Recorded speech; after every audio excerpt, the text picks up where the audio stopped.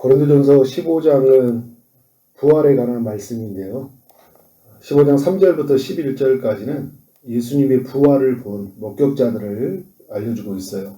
게바와 12제자, 베드로와 12제자를 말하고 있어요. 그 후에 500의 형제에게 일시에 예수님의 그 부활을 봤다고 이야기를 하고 있고, 그 후에 예수님의 동생 야고보와 또 모든 사도에게와 맨 마지막에는 누가 부활을 봤나요? 사도 바울이 부활을 봤다고 해요.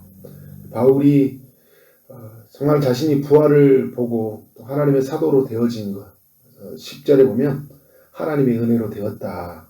그래서 하나님의 은혜가 헛되지 않기 위해서 내가 더 많이 수고하였다, 이렇게 말하고 있습니다. 예수님의 부활은 성경대로 이루어진 것이고, 부활을 목격했던 대다수의 사람들이 살아있다. 지금 고린도전서를 기록할 그때 당시를 말하고 있는 거예요.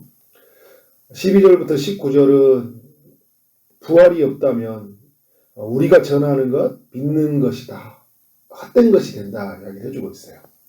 예수의 부활이 없다면 예수 믿는 신자의 부활도 없다는 거죠. 그러면 우리는 망하는 자가 되고 살아나지 못하는 자가 된다, 불쌍한 자가 된다, 이렇게 이야기를 해주고 있습니다. 19절에 보면 더욱 불쌍한 자들이라 우리에게 이야기해주고 있죠. 20절부터 28절까지는 부활의 순서에 대해서 말해주고 있는데, 20절과 21절은 예수님이 죽은 자 가운데서 다시 살아나셔서 잠자는 자들의 첫 열매가 되셨다. 예수님이 부활하셨다는 것은 장차 이루어질 부활이 어떤 모습으로 되는지를 알려주고 있죠. 그 다음에 누가 부활했나요? 예수 믿는 신자들이 이제 부활한다. 이 그리스도께 속한 자들이 부활한다, 이렇게 이야기를 해주고 있습니다. 예수님의 그 부활은 우리가 이제 입을 부활, 장차 이제 예수님이 이 땅에 재림하실 때 우리가 부활을 입게 되는데, 그때 어떤 모습으로 우리가 변화될지를 보여주고 있는 것이죠. 예수님이 부활하시고 나서 이전과 이후의 모습이 변화된 게 있고, 또 다른 게 있고 다르지 않는 게 있어요. 다르지 않는 것은 예수님의 십자가에 못 박힌 손, 그죠? 못 박힌 발, 또 그런 모습이 여전히 같은 모습으로 가지고 있었죠. 그러나 공간에 지배받지 않고 이제 다시 아프지 않고 영화로운 몸의 상태에 있었던 것처럼 예수 믿는 신자들의 몸은 그렇게 부활할 것이다. 여러분, 우리의 이 부활은 예수님의 그 부활로 말미암아 얼마나 영광스러운지 몰라요. 그래서 예수님의 부활이 곧 내 부활이기 때문에 예수 믿는 성도들의 삶 속에 이 부활을 소망하면서 얼마나 큰 기쁨과 감격으로 살았는지 모릅니다. 35절부터 58절까지는 부활한 몸에 대해서 말을 하고 있어요. 우리의 몸이 부활한다는 거예요. 우리의 영만 부활하는 게 아니라, 여러분, 인간은 영을 가진 존재이면서 우리 육을 가진 존재이잖아요. 우리가 죽으면 육은 땅에 들어가요. 근데 우리 영은 하나님의 임재, 낙원 속으로 들어가거든요. 낙원에서 천국의 기쁨을 누리게 되는데, 예수님이 재림하실 때 땅에 들어갔던 몸이 부활해요. 그래서 낙원에 있는 우리의 영이 함께 연합을 이루어서 부활체가 되는 거죠. 새로운 몸을 입게 돼요. 어떻게 몸을 입게 되는지를 37절부터 이후에 설명을 해주고 있어요. 땅에 뿌려진 씨앗이 형체를 입게 되듯이 우리도 부활한 형체를 입게 된다는 거예요. 여러분, 땅에 처음에 씨가 뿌려졌어요. 그러면 그 씨가 모습이 이제 어떻게 해요? 밀이나 알맹이 뿐이었는데, 알맹이였어요. 그런데 어떻게 돼요? 자라게 되면서 그 밀이 굉장히 큰 다른 모양으로 보여주게 되잖아요. 그런 것처럼 우리는 우리의 육체에 지금 있는 모양이 되어지지만 다시 살아날 때는 지금과 비교할 수 없는 그 영화로운 몸, 그러니까 우리가 부활한 몸을 입을 때는 전혀 다른 새로운 몸을 입게 된다는 거예요. 그러나 이전과 이후의 모습은 알아보지만 새로운 모습으로 우리가 변화되는 거예요. 그래서 사람들이 이런 이야기 하잖아요. 늙어서 죽으면 늙은 모습 그대로 사는 건가요? 이렇게 이야기하는 거잖아요. 아이로 죽으면 어떻게 되냐 이렇게 할 때 새로운 몸을 잃게 된다. 그런데 우리가 어떻게 되냐면 알아보는 이제 기억은 있고 그렇지만 죄가 없기 때문에 서로 높고 낮음으로 뭐 기하냐, 내가 더 부활한 몸이 아름답냐 더냐 이렇지 않아요. 다 영광스러운 몸으로 부활하죠. 씨앗의 모양과 열매의 모양이 다른 것처럼 우리의 이 땅에서 모습과 부활의 모습이 다르다.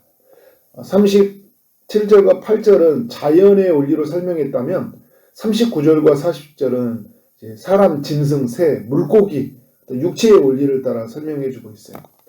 하나님이 이 모든 것을 창조하실 때 어떤 것에도 제한받지 않고 모양대로 그 종류대로 하나님 지으셨잖아요.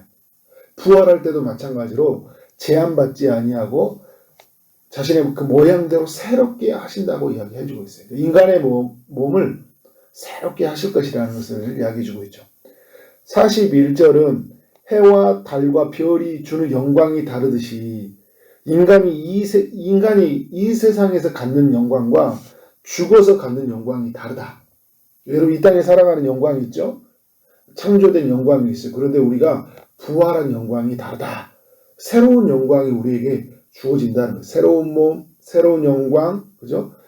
새로운 하나님의 입혀주심이 우리 모두에게 있다. 사도 바울이 그래서 42절에 이 부활을 예비된 사람, 부활을 몸을 입게 된 사람이 어떤 영광을 갖게 되는지 더 구체적으로 설명하는데 42절에 이 땅에서 썩는 몸이지만 부활한 몸은 썩지 아니하는 몸이다. 43절에 이 땅에서 우리의 몸은 욕된 것이었지만 부활할 때는 영광스러운 몸이 된다.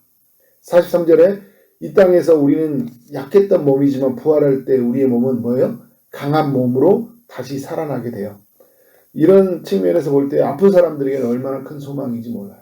나이가 들어간 사람들, 육체는 더욱 우리의 삶은 피폐해지고 세잔해져 갔지만 예비된 몸은 어떻게 해요? 더욱 강한 몸으로 준비되어 있다. 44절에 우리가 부활할 때는 신령한 몸, 영의 몸으로 살아난다는 거예요. 47절에 우리가 땅에 속한 자였지만 우리는 하늘에 속한 자. 지금도 우리는 하늘에 속한 자이죠. 하나님 앞에서 우리가 그의 뜻 가운데 부르심을 받았고 예수에게 속한 자이기 때문에 그러나 우리가 완전히 육의 몸을 벗어있기 때문에 하늘의 산 자가 된다는 거예요. 51절에 이후에는 어떻게 이제 우리가 부활을 입게 되냐? 호련히 변화를 입게 된다는 거예요. 예수님이 이 땅에 재림하게 되실 때 죽었던 몸이 다시 살아나요. 그래서 구약에서 죽었던 뭐 다윗, 모세 이런 사람들이 어떻게 돼요? 다 일어나요. 그들의 죽었던 몸이. 그리고 예수 믿는 신자들이 죽었던 몸이 다 일어나요. 그리고 지금 살아있는 사람들은 어떻게 될까요? 예수님 영광스러운 몸으로 변화되어서 주님을 맞이해요. 그래서 여러분 살아있을 때 주님이 재림하라고 바라는 거예요. 왜냐하면 죽는 게 고통스럽고 죽음이 무섭잖아요. 그죠? 살아있을 때 주님을 만나는 것은 더욱 영광스러운 것이죠. 호련히 변화를 입는다고 해요. 52절 썩지 아니하는 몸으로 우리가 변화되고 53절에 썩지 아니함으로 우리의 몸은 죽지 아니한다. 그러니까 요한계시를 보면 첫째 사망, 둘째 사망을 이야기해요. 우리에게는 둘째 사망이 없다는 거예요. 첫 번째 죽지만 우리 둘째는 안 죽는다는 거죠. 죽지 아니함을 입는 몸이 된다. 이것이 여러분 예수 믿는 신자들에게 허락된 것이에요. 얼마나 영광스러운 거예요. 여러분 우리는 이 몸을 입게 되었어요. 15장 23절에 말한 것처럼 그리스도가 강림하실 때 우리가 부활을 입게 된다는 겁니다. 이런 부활의 은혜를 입은 우리가 어떻게 살아야 될까요? 저는 사도 바울이 말했던 것처럼 은혜로다. 하나님 은혜로다. 나의 나 된 것은 은혜가 된 거잖아요. 이 부활을 본 자, 부활에 참여한 자가 그리고 이 부활을 알리는 자로 주님이 나를 세우셨으니까 얼마나 이게 영광스러운 일이에요. 은혜잖아요. 그래서 내가 더 많이 수고한다고 하는 거잖아요. 사도 바울도 더 많이 수고했는데 우리도 여러분 우리 같은 사람들이 예수님 믿었다는데 얼마나 큰 영광스러운 일이에요. 그래서 우리가 예수 믿는 것이 더 큰 수고로움이 돼야 된다. 그래서 이 믿음을 가진 사람이랑 또 57절과 같이 승리를 주신 죽음에서 승리, 죄에서 승리, 그리고 사단의 권세에서 승리를 주신 하나님께 감사하는 삶을 살려나간다. 날마다 룰루랄라 하며 살아가는 거예요. 58절과 같이 견실하며 흔들리지 않고 사는 겁니다. 죽는 것이 벌벌 두려워서 떨지 않는 거예요. 이 세상이 다인 것처럼 살지 않는 거예요. 이 세상이 잠시 보존된 땅이라고 얘기하잖아요. 장차 영원한 땅 하나님 나라에서 그 부활한 몸을 입고 우리가 살아갈 사람들인데 무엇이 아쉬워서 이 땅을 붙잡고 살아가겠어요. 그죠? 부활한다. 우리는 장차 더 영광스러운 일이 일어난다. 이것을 알리며 사는 거잖아요. 그래서 더 많이 수고하는 거예요. 그런데 여러분, 우리가 부활을 믿고 부활을 전하는 자의 수고는 결코 헛되지 않아야 할 것이라고 사도 바울이 마지막 절에 말해주고 있어요. 그런 면에서 여러분, 사랑하는 성도님들이 이 부활을 소망하면서 부활을 기대하면서 또 부활을 믿지 못하는 사람들에게 부활을 알리는 여러분 삶 되어지길 원합니다. 여러분, 이것이 있는데 우리가 무엇이 아실 게 있어요? 무엇이 두렵겠습니까? 이런 영광스러움으로 살아가는 여러분 삶 되어지기를 주님의 이름으로 축원합니다. 아멘. 기도하도록 하겠습니다. 하나님 아버지, 오늘도 우리 모두에게 고린도전서 15장을 통하여 말씀해 주시니 감사합니다. 부활에 대한 교리를 말씀하시고 그 안에서 우리의 삶이 얼마나 영광스러운지를 하나님 깨닫게 하시니 감사합니다.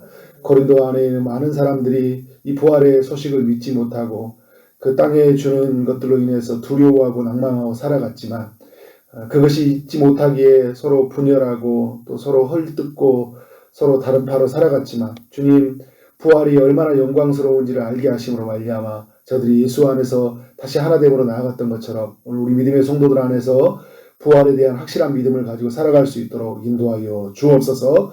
그래서 하나님 이 땅을 살아가는 동안 우리가 모든 것이 하나님의 은혜라고 예치게 하여 주시고 그 은혜로 우리를 불러주신 하나님께 감사하며 그 부활의 소식을 모든 사람에게 증거하는 삶을 살아갈 수 있도록 역사하여 주옵소서.